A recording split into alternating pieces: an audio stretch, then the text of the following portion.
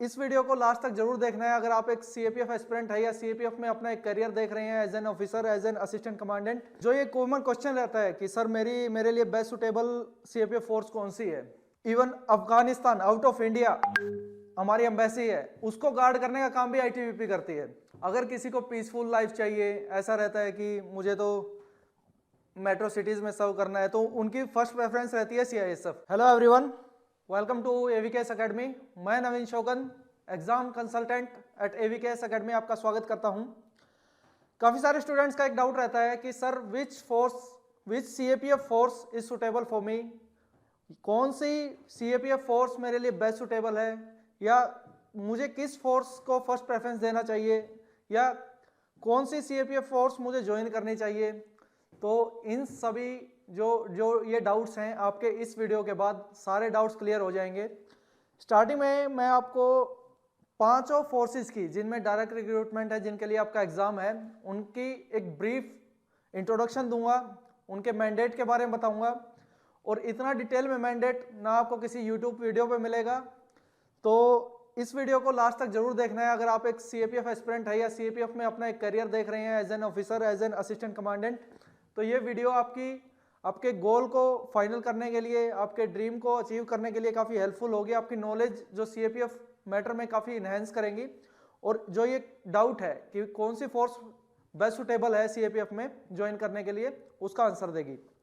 तो सबसे पहले स्टार्ट करते हैं हमारी बॉर्डर गार्डिंग फोर्सेस के बारे में, जो कि 3 मेजर बॉर्डर गार्डिंग फोर्सेस हैं, आईटीबीपी, बीएसएफ, एसएसबी, और 2 फोर्सेस हैं सीआईएसएफ एंड सीआरपीएफ।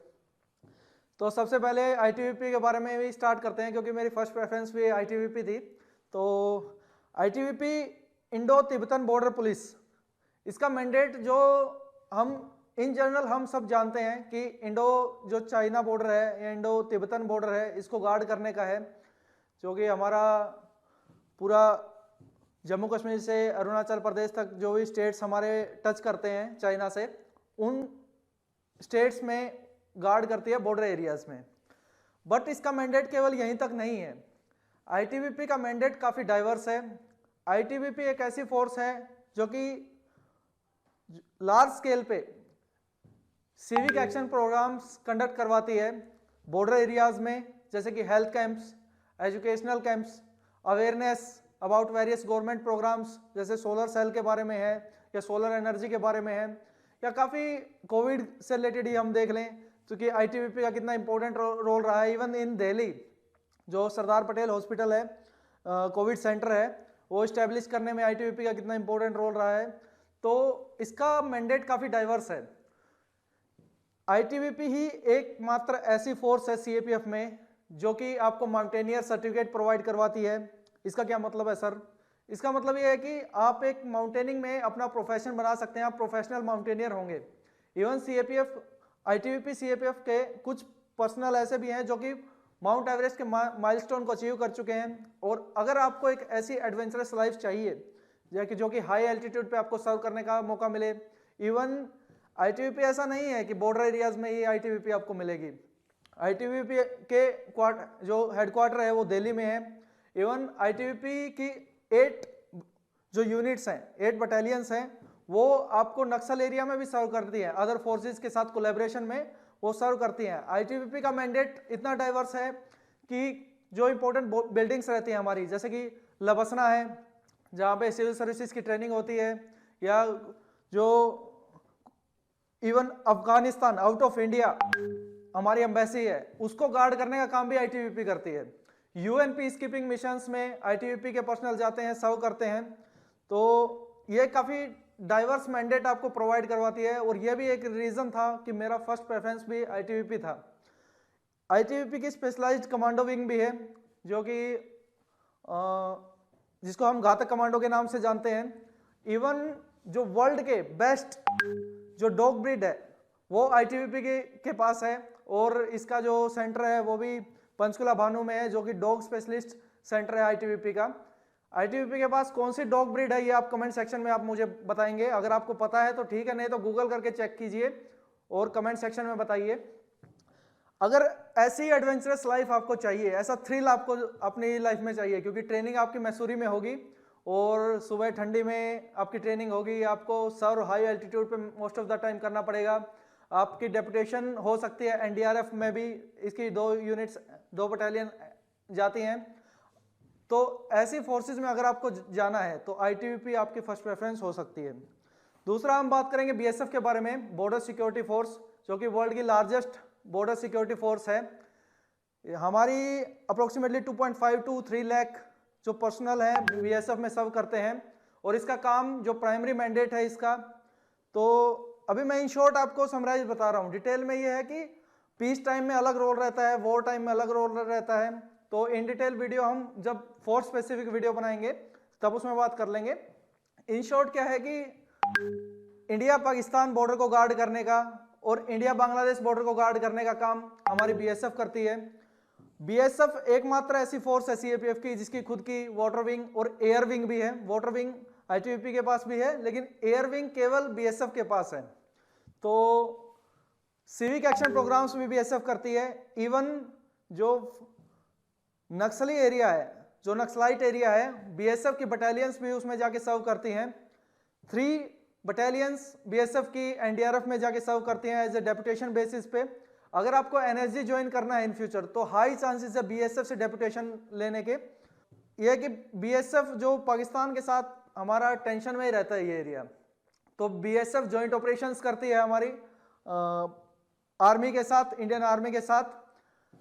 तो ये सब बीएसएफ का रोल रहता है। अगर आप बीएसएफ की एक थ्रिल लाइफ है जो कि गुजरात के सरक्रिक एरिया से में, जो कि वाटर रिलेटेड एरिया है या मार्शी एरिया हम कह सकते हैं, रेगिस्तान जैसा एरिया है, और जम्मू कश्मीर जैसा ठंड का एरिया है, या फिर नॉर्थ ईस्ट का जो बांग्लादेश के बॉर्डर के साथ शेयर करते हैं हम, हमारा बॉर्डर फॉरेस्ट वाला एरिया है, तो ऐसे एरिया में आप सर्व करना चाहते हैं तो बीएसएफ आपकी फर्स्ट प्रेफरेंस हो सकती है। तीसरा बात करेंगे सशस्त्र सीमा बल एसएसबी। इसका जो मेजर रोल है वो है इंडो नेपाल और इंडो भूटान बॉर्डर को गार्ड करना। इसमें क्या है कि जो एसएसबी बनाया गया था ना, एसएसबी जो फोर्स हमारी स्टार्टिंग में बनाई गई थी, इसका प्राइमरी गोल ही ये था कि जो बॉर्डर एरियाज में जो विलेज हैं उनके अंदर नेशनलिज्म, ब्रदरहुड की भावना को बढ़ाना। तो एसएसबी जो मेजर रोल है ये है कि ओपन बॉर्डर है हमारा, दोनों कंट्रीज काफी फ्रेंडली रिलेशंस हैं नेपाल और भूटान के साथ, तो उनको गार्ड करना, सिविक एक्शन प्रोग्राम्स चलाना, इंटेलिजेंस ब्यूरो के साथ मिलकर सबसे ज्यादा काम एसएसबी करती है। अगर आपको हाई डेपुटेशन चांसेस रहते हैं, अगर इंटेलिजेंस ब्यूरो में जाना है, आपको एनआईए में जाना है या इंटेलिजेंस रिलेटेड एजेंसी में जाना है एमएचए की, तो अगर आप एसएसबी में आप चूज करते हैं तो आप जा सकते हैं सशस्त्र सीमा बल में। तो ये चांसेस रहते हैं डेपुटेशन के। डेपुटेशन क्या होता है मैं वीडियो के एंड में आपको बता दूंगा, जिनको नहीं पता उनके लिए। फिर हम बात करते हैं एक सीआईएसएफ की, जो सेंट्रल इंडस्ट्रियल सिक्योरिटी फोर्स है। अगर किसी को पीसफुल लाइफ चाहिए, ऐसा रहता है कि मुझे तो मेट्रो सिटीज में सर्व करना है, तो उनकी फर्स्ट प्रेफरेंस रहती है सीआईएसएफ। लेकिन क्या सीआईएसएफ का रोल बस यही है कि मेट्रो या एयरपोर्ट को गार्ड करना? जी नहीं, सीआईएसएफ का भी काफ़ी डाइवर्स मैंडेट है। इसकी भी कुछ बटालियंस एनडीआरएफ में जाके सर्व करती हैं। इसकी भी जो इवन नक्सलाइट एरिया है उनमें काफ़ी चैलेंजेस रहते हैं हमारी इंडस्ट्रीज को गार्ड करने की, जो पीएसयूज हैं उनको गार्ड करने का।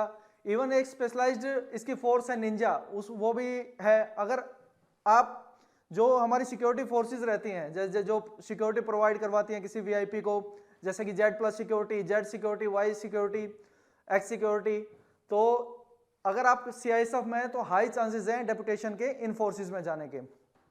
लास्ट में हम बात करते हैं सीआरपीएफ के बारे में, सेंट्रल रिजर्व पुलिस फोर्स, और ये पैन इंडिया सबसे ज़्यादा डाइवर्स मैंडेट हम इसका कह सकते हैं कि इलेक्शंस करवाने में, इंटरनल सिक्योरिटी अगर कंट्री में मेंटेन करने में, इसकी भी स्पेशलाइज्ड विंग्स हैं इसकी भी, जैसे कि RAF rapid action force, anti right force है। अगर कहीं भी राइट होती है तो इसको डिप्लॉय किया जाता है। और कोबरा इसकी स्पेशलाइज्ड विंग है जो कि एंटी नक्सलाइट फोर्स है। आप ये कह सकते हैं जो कि रेड कॉरिडोर वाला एरिया है, वहाँ पे स्पेशलाइज्ड कोबरा को डिप्लॉय किया जाता है एंटी नक्सलाइट के रूप में। सीआरपीएफ से हाई चांसेस है, सीआरपीएफ की भी 3 बटालियन एनडीआरएफ में सर्व करती हैं, फर्दर सबकी ऐसे एक स्पेशलाइज्ड भी होती है, स्पेशलाइज्ड फोर्स भी होती है, जैसे कि आईटीबीपी की मैंने बताया घातक कमांडो होते हैं आईटीबीपी में। बीएसएफ के कमांडो को क्रिक क्रोकोडाइल भी बोलते हैं, और सीआईएसएफ के निंजा और सीआरपीएफ के कोबरा कमांडो। तो ये कुछ वीडियोस के कुछ फोर्सेस के बारे में डिटेल नॉलेज थी। इस बिहाफ पे इनकी लाइफ में क्या थ्रिल रहता है, आप इनके मैंडेट से आइडिया लगा सकते हो। अगर आप ऐसे मैंडेट में सर्व करना चाहते हो तो उस बेसिस पे आप अपने प्रेफरेंस चूज कर सकते हो। मेरी first preference border guarding forces थी, उसके अपने रीजंस थे, वो मैं आपके साथ शेयर कर देता हूँ। सबसे ज़्यादा अपॉर्चुनिटी वाला एरिया आपको मिलेगा, या तो आप ऐसे एरिया में हो जैसे नक्सलाइट जैसा एरिया या फिर बॉर्डर गार्डिंग एरिया, वहाँ पे डेवलपमेंट अब जा रहा है लार्ज स्केल पे, तो सबसे ज़्यादा अपॉर्चुनिटी आपको मिलेगी। लर्निंग्स आपको सबसे ज़्यादा मिलेगी, जॉइंट ऑपरेशंस करने का मौका मिलेगा आर्मी के साथ। इवन जब चाइना के साथ अब क्लैशेस बढ़ रहे हैं तो रोल भी, इंपॉर्टेंस भी काफ़ी बढ़ रही है इन फोर्सेस की, जैसे कि आईटीबीपी की इंपॉर्टेंस काफ़ी बढ़ रही है। ये इस बात का आइडिया हम इस चीज़ से लगा सकते हैं कि इनकी नंबर ऑफ बटालियंस भी ईयर वाइज इंक्रीज हो रही हैं, बजट भी इंक्रीज हो रहा है, तो ये चीज़ दिखाती है कि इनका इंपॉर्टेंस कितनी बढ़ रही है। तो जो ये कॉमन क्वेश्चन रहता है कि सर मेरे लिए बेस्ट सुटेबल सीएपीएफ फोर्स कौन सी है, तो इसका आंसर ये है कि सारी फोर्सेस ही अच्छी हैं। इन मैंडेट्स के बेस पे आप अपने आप को फिट कीजिए कि आपको अपनी लाइफ से क्या चाहिए, आपको किस एरिया में सर्व करना है। लेकिन जो मेरा मानना है वो ये है कि आप बीइंग एन सीएपीएफ एस्पिरेंट आप रेडी होने चाहिए कि किसी भी फोर्स में सर्व करने के लिए। हर फोर्स की अपनी एक लर्निंग होती है, एक स्पेशलाइजेशन होती है, हर फोर्स आपको कुछ ना कुछ अच्छा जरूर नया सिखाएगी। सारे फोर्सेज में कुछ पार्ट ऐसा होता है जो कि बहुत चैलेंजिंग होता है, कुछ पार्ट ऐसा होता है जो कि काफ़ी एडवेंचरस आपको लाइफ प्रोवाइड करवाएगी। जो चीज़ें होती हैं ना वो रिलेटिव मैनर में होती हैं कि सीआईएसएफ में रिलेटिवली कम है कंपेयर टू कोबरा कमांडो के, तो वो आपकी प्रेफरेंस पे डिपेंड करेगा, आपके मार्क्स पे डिपेंड करेगा। आपका फोकस कहाँ होना चाहिए, सबसे पहला फोकस आपका होना चाहिए पेपर 1 में 140 मार्क्स स्कोर करने का। पेपर 2 में स्कोर करने का आपको होना चाहिए कि मुझे 100+ स्कोर करना है। जब आप अप्रोक्सीमेटली पेपर 1 में 135 to 140 स्कोर करते हो या पेपर 2 में 90 to 100 स्कोर करते हो, आपके चांसेस हैं, हाईयर चांसेस हैं, और क्या गारंटीड आपका पेपर क्लियर हो जाएगा, मतलब आपकी कॉल आएगी फिजिकल के लिए। उस समय इनफ टाइम मिलता है आपको इन फोर्सेस के बारे में और रिसर्च करने का। इनके लिए बेस्ट क्या रहता है रिसर्च करने के लिए, आप इनकी साइट पे जाके आप चेक कर सकते हो फोर्सेस के बारे में, आप साइट्स पे इनके डिटेल में पढ़ सकते हो, हिस्ट्री से लेके अभी तक के किस फोर्स को कितने अवार्ड मिले, क्या किसकी स्पेशलाइजेशन है, सिविक एक्शन प्रोग्राम्स में कितना डाइवर्स क्या क्या रहता है, कौन सी force UN peacekeeping mission में किस कंट्री में जाके सर्व कर रही है। फोर्सेस सारी एमएचए के अंडर आती है, तो डेपुटेशन के चांसेस एमएचए की हर एजेंसी में आप अप्लाई करने के लिए एलिजिबल रहते हो। बस क्या है कि आपको एलिजिबिलिटी क्राइटेरिया फुलफिल करना होता है। तो एक बार डेपुटेशन के बारे में बात कर लेते हैं। डेपुटेशन ये है कि आपने ज्वाइन की, जैसे कि आपकी फर्स्ट प्रेफरेंस होगी बीएसएफ, अब आप को सर्व करते हुए हो गए 6 ईयर्स 7 ईयर्स, तो एक वैकेंसी निकलती है एनएसजी में, तो एक हायर पोस्ट पे आप उस पर अप्लाई कर देते हो। हायर पोस्ट के लिए उसका मिनिमम एक्सपीरियंस मांगते हैं किसी फोर्स का, तो आप कुछ टाइम पीरियड के लिए 5 ईयर 7 ईयर इसके लिए उस फोर्स में जाके सर्व करते हो। मैक्सिमम 2 टाइम्स ही आप जा सकते हो उसमें, और तब आपको डेपुटेशन अलाउंस भी अलग से मिलेंगे। चांसेस हैं कि आप उसमें अच्छा परफॉर्म कर रहे हो तो कि वो जो ऑर्गेनाइजेशन है जिस पे आप डेपुटेशन बेस पे गए हो वो आपको फुल टाइम भी एब्जॉर्ब कर सकती है। वो राइटिंग में आपकी जो पेरेंट ऑर्गेनाइजेशन है इसको लिख के इनसे परमिशन लेके, या फिर आप एक पर्टिकुलर टाइम पीरियड के बाद सर्व करने के बाद वापस से पेरेंट फोर्स में आ सकते हो जो फोर्स में आपके ज्वाइन किया था। वहां से आपको एक्सपीरियंस मिला लाइफ का, ऐसे वो आपके प्रमोशन में भी हेल्प करता है, लाइफ में न्यू स्किल्स न्यू लर्निंग्स में भी हेल्प करता है। तो एक स्टूडेंट का इस स्टेज पे सबसे पहला डाउट होना चाहिए उसका कि पेपर 1 में 135 to 140 स्कोर कैसे करें, पेपर 2 में 90 to 100 स्कोर कैसे करें। सबसे पहला डाउट यही होना चाहिए। जब आप ये कर लेते हो तो तब आपको डेफ का ऑप्शन तब आपके लिए ओपन होता है। फर्दर अगर किसी का के रीजंस अलग अलग होते हैं, कुछ लोग ज्योग्राफिकल प्रॉक्सिमिटी के लिए कि जो यूपी बिहार से हैं जिनका बॉर्डर के पास होम टाउन में सर्व करने का चांस मिलेगा या नियर टू होम टाउन सर्व करने का चांस मिलेगा, उस बेसिस पे अपने प्रेफरेंस चूज करते हैं। लेकिन अल्टीमेट चीज क्या है? अल्टीमेट चीज है मार्क्स। आपके मार्क्स डिसाइड करेंगे कि आपकी प्रेफरेंस आपने जो फिल की है डेफ में वो आपको मिलेगी या नहीं मिलेगी। दूसरी चीज, जब आप एग्जाम क्लियर कर लेंगे तब आपके पास इनफ टाइम होगा इन चीज़ों को तैयार करने का, तब हम भी आपकी हेल्प करेंगे इस चीज़ में कि आपको आप एक वेरियस आइडियाज़ आपको प्रोवाइड करवाए जाएं जो आपके माइंड को ज़्यादा सोचने में हेल्प करेंगे कि इस फोर्स में आप इस रीजन से जा सकते हैं। सबके अपने रीज़न होते हैं, आप अपना रीज़न खुद चुन सकते हैं। किसी का रीज़न ये होता है कि मेरे पेरेंट्स इसमें है तो मैं इसमें जाना चाहता हूँ। मेरा रीज़न सबसे ज़्यादा ये था कि डाइवर्स मैंडेट मुझे ITBP में सबसे ज़्यादा लगता था और मुझे एक एडवेंचरस लाइफ चाहिए थी। मुझे ऐसा लगता था कि काफ़ी ज़्यादा लर्निंग्स जितनी ज़्यादा मैं ले पाऊँगा, तो इसलिए फर्स्ट प्रेफरेंस वो थी। बॉर्डर गार्डिंग फोर्स थी सारी तीनों, ITBP, SSB, BSF, ये प्रेफरेंसेस थी। CISF लास्ट में थी जो कि जनरली सारे स्टूडेंट्स की फर्स्ट रहती है। बट ऐसा नहीं था कि CRPF मिलेगी या CRPF में मैं सर्व नहीं करूँगा तो CRPF के लिए मेरे दिल में मतलब कुछ ऐसा है, तो ऐसा नहीं होना चाहिए आपके लिए। सारी फोर्सेस अच्छी हैं, जस्ट ये है कि आप अपना एग्ज़ाम निकालो और तब इस चीज़ के बारे में ज़्यादा सोचना वो ज़्यादा सही रहेगा। फर्दर एग्ज़ाम निकालने के लिए गाइडेंस की आवश्यकता होती है, वरना समय इतना ज़्यादा लग जाएगा आपको कि अगर 3 साल में एग्ज़ाम निकाल रहे हो या एग्ज़ाम निकल ही नहीं रहा है, तो उससे अच्छा है कि आप गाइडेंस की सहायता से इस बार ही जो अगस्त में एग्ज़ाम होने वाला है उसको क्रैक कर लो। हमसे जो गाइडेंस चाहिए आपको, हमारे ऑनलाइन ऑफलाइन कोर्सेज भी आते हैं। फर्दर कुछ स्टूडेंट्स ऐसे हैं कि जिनके जनरल डाउट्स होते हैं किसी भी चीज़ के बारे में, वो आप फ्री ऑफ द कॉस्ट हमसे क्लियर कर सकते हो अपने डाउट जो भी हैं। इवन स्टूडेंट को साइकोलॉजिकल एक सपोर्ट की आवश्यकता होती है, वो भी हम काफ़ी अच्छे से समझते हैं।